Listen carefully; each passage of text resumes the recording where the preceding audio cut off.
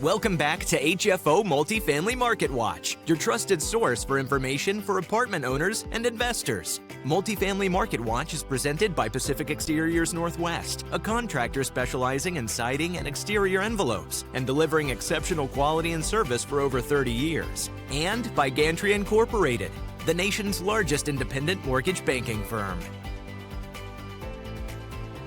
Welcome back to Multifamily Market Watch. I'm Greg Frick, partner at HFO Investment Real Estate. Today we have with us Brad Kraus. He's a partner at Warner Allen, a rental housing providing law firm that's been around for years and, one of the largest ones in the region. And we've had Brad on multiple times talking about some of the, legislative change or just kind of the day-to-day operational things that property owner and rental housing providers have to learn. So, Brad, thanks for taking the time to do this. I wanted to chat with you. I know this last Washington State legislation session was, pretty intense. I mean, I was getting deja vu, kind of some of the stuff that we went through in Oregon 5 years ago. Maybe talk a little bit about why was it so charged, or what was the difference this time versus where they've been before?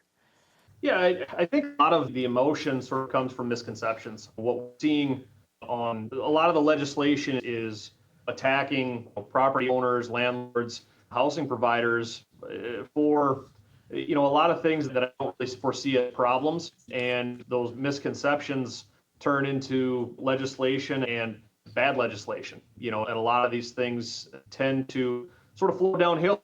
That's kind of what's going to happen here on a lot of these things, but unfortunately, the powers that be don't listen to the industry, right, which feeds into those misconceptions. So. Well, as we always say, you're making policy based on, a one-off story or an anecdotal story, not really even soliciting the advice, or not any advice, just listening to the ones that have to actually deal with it on a daily basis. And then they wonder why, the unintended consequences happen down the road.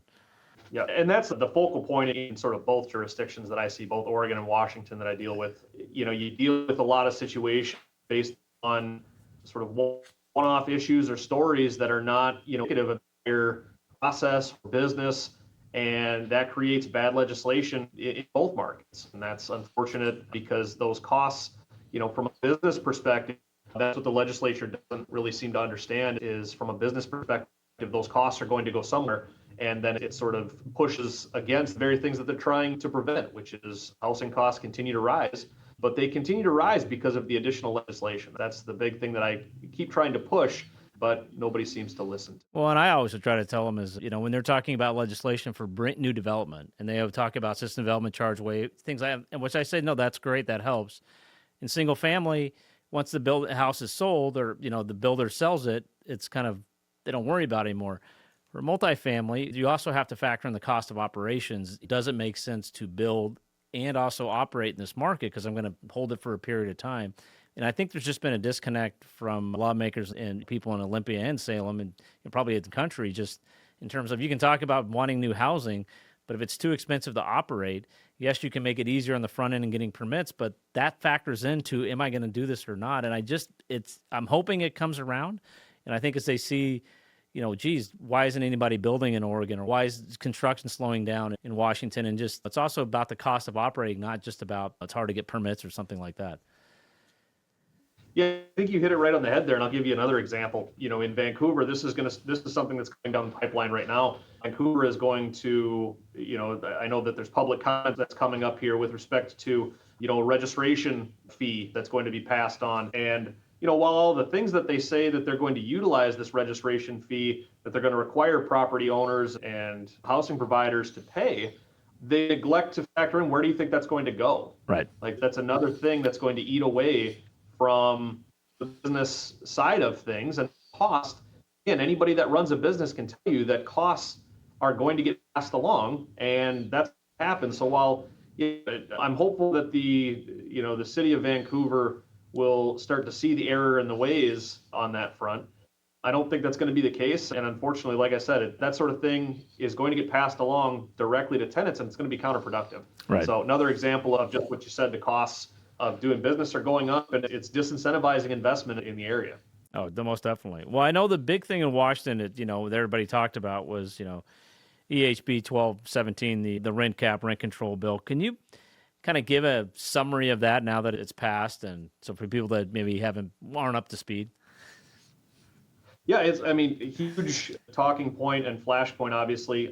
It went through a few iterations there, and we were kind of hopeful that some of the things would get struck out of it by the governor. That didn't happen. But the main flashpoints, obviously, are the cap on rent increases. The Department of Commerce is required to publish the maximum rent increase. They've done that already. There's a landlord online registry through their website. The maximum rent increase in Washington is 10%. So it's, the lesser of 10% or 7% plus CPI. It's 10%. That's the rent increase cap now. Obviously, there are exceptions. 1217 created a lot of exceptions that are listed in there, which would exempt somebody from those rent caps. Section 103 of the bill is kind of the other big flashpoint. The big piece is there's a statutorily required rent increase form that a property landlords and housing providers need to use. So that form is something, if you're using old forms in terms of rent increases, you need those in the statutory form that's in the bill. And there's also a new requirement as it relates to what they term in the bill as parity. So there's parity as it relates to the terms of rental agreements, and then so that's non-related parity, and then there's rent-related parity. The non-rent related parity is pretty simple. You can't have terms that are different for month-to-month tenants as you would for tenants that are in a fixed-term lease.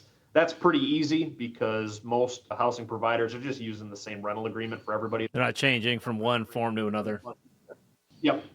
And then there's the rent-related parity, which is effectively you have to keep any increases in rent for month-to-month tenants and fixed-term lease tenants. You can't have more than a 5% difference so parity between those folks, and obviously that 5% difference can't cause you to go over the cap. So the way that I conceptualize it is, if you're telling, if you want somebody in a fixed term lease and you say, hey, if you sign on to a 12-month fixed term lease, and if you do so, we'll offer you rent increase and it'll only be 4%. The maximum that you can do in terms of the month-to-month rent increase, if they don't agree to that, would be 9%, because that's that 5%, 4%, Okay. 9%. You can't go beyond that. So that's the parity type addition that is in 1217. And then finally, the other thing to just keep in mind is that's effective immediately. So that's in place. That's effective now. Got it. That went in place on May 7th. The other thing to keep in mind, and this is the other big point of 1217, is that rent increase notices now need to be served consistent with 5912.040. So for those that manage properties in Washington, as you know, when you serve a termination notice, you have to attempt personal service first. If that fails, then you attempt substitute service. And if those two methods fail, then and only then can you post and mail. And that mailing now needs to be via certified mail. A lot of that goes into 1003, but I'm just, for reference, that needs to be via certified mail. And so that's the same now with rent increases. So rent increases previously, it wasn't really known how they could be served. A lot of people just served them by tossing them in the mail, and that was good. Now those need to be served consistent with 5912.040 as well under that same rubric. So, and then the changes to 5912.040 also came about in HB 1003, another bill that was passed with this session, which confusingly enough, that one doesn't go into effect until July 27th. That's the certified mail requirement. Okay. So a lot of confusion, and that was one of the things that we were really hoping that the governor would at least veto was the emergency provision. So they'd all come in effect at the same time. Yeah, so we'd make them align. So it's created a little bit of confusion as to the certified mailing requirement. I'm kind of just telling people, just gear up with certified mail now so that you just get used to it, you get used to the process and how it goes about. But the governor didn't veto the emergency provision in 1217, so those are in effect immediately. That's an immediate. And then I know when it was 1217 was first kind of up on the board, it was 180-day notice for rent, to notify tenants. Now it's back to 90, but as you said, you need to have a new form though. Yeah, it's a 90-day notice now, and there's a statutorily required form. So it used to be forms were pretty good if they just had what the new rent is, the amount, all that stuff. Now there's a set form that has to be used that was in the bill, and it'll be put into a particular statute. I don't know what statute it is off the top of my head, but there's now a form that you have to use in substantially the same form as that. So the moral of the story is if you're using an old rent increase form or you're looking at doing rent increases in Washington, making sure that you have the up-to-date form is going to be important for you. Now, one thing that was interesting is the issue in the state of Washington in particular, and we heard a lot about King County, the issue of the going through the process of an eviction and how much more difficult it is there. Was there anything to address that, or is it still in the same boat for owners that own there? Yeah, I mean, there was a couple of things that kind of came into bills. Obviously, there was the bill, I can't recall the number off the top of my head right now, but to sort of bring the landlord-tenant rules into conformity with the state law. So basically have state law control, have the local governments and sort of all of their nuance and specifics that are needed kicked out. That would have been a fantastic bill to pass. It would have made a lot of sense. It would have streamlined things, would have lowered cost. Of course, because of all that bill went nowhere. So that bill didn't pass. So now we have, as we have had, a variety of local jurisdictions having their own requirements, rules, nuances, and it creates a lot of headaches for property owners, especially those that have properties across different localities. You may have 3 properties in different counties, and each county may do it different. Each county may have different requirements for their notice of termination or their rent increases. You know, it just creates a massive headache and a struggle to comply. I do know that King County, the Seattle area, I think they did appoint a couple of new judges or commissioners to hear cases. So maybe go a little faster in getting in. Streamline things a little bit. And SB, one of the bills that was passed, obviously also allowed superior courts to appoint new housing commissioners in every jurisdiction. So that's a new law that passed. You know, we don't have, in the jurisdictions that I'm used to practicing in, there hasn't really been the backlog like there was in King County. I mean, you were hearing horror stories. Oh, like a year. A year to get to trial or to a second show cause. And it's just a nightmare. I mean, that's absolutely absurd. Haven't had those sorts of things happen in Southwest Washington or Eastern Washington. Everything's pretty streamlined there. Courts take care of things pretty quickly there. But now, obviously, we do have the ability, if those courts do get backlogged, to appoint commissioners. So for people that own in Washington, I think the big thing is there's now rent caps in the state. There's some different notice provisions and a new form if you're going to do a rent increase. And then also the difference between a month-to-month and a 12-month lease, you've got to narrow that. You can't have a big discrepancy between the cost on those two. Parity is the key word there. And yeah, keeping everything kind of in that box, that 5% box is kind of the way to go. So now let's talk. So is there anything else in the state of Washington, or is that kind of the gist of what passed this go around? Yeah, I mean, a couple other things that passed, one little smaller, doesn't really affect too much. And then obviously another big one, SB 5313, adds some provisions that are prohibited into leases. Most of those you don't really see too much. There was an arbitration thing that was added. You don't really see that too much apart from like internet leases that kind of carry over from different states. But one of the big prohibitions in SB 5313 was the prohibition on class action waivers. So a lot of if you have a form or a rental agreement that's used by one of the big form makers, a lot of those contain class action waivers in them. Those are no longer enforceable. And so what that means is obviously I think you make sure you cross those out if they're in your lease, because if they're in there, 1, they're not enforceable, and 2, you don't really want anybody to get upset about seeing something like that because that can cause some problems. But those are going to be unenforceable as stated now because of 5313. And then the other big one on top of 1217, we kind of mentioned it earlier, was HB 1003. Changing the service requirements in 5912.040. It used to be, or the former version of the law, 5912.040, just required a mailing. It didn't specify that it had to be certified mail or first class. Now 5912.040 is modified to say that it has to be certified mailing. It has to be certified now. It has to be certified. So that's the green one. So colors are a good thing that can trigger people. It's got to be the green one, which is, it's funny because in Oregon, the green one's illegal, right? You can't use certified mailing in Oregon. Washington, now they're requiring it. And so that's the big change there. The other big change with HB 1003, and this is something that folks will need to know because it will require new forms or updates to forms. Your termination notices now will have to specify a termination date, basically a date for the tenant to comply or pay or vacate. So in Washington previously, notices didn't have to have that. It could just be like a 10-day notice, and it would Didn't just have to have a say, date on there. if you don't comply, we'll file when the time comes. Now it actually has to specify a date. So that's the other big piece there.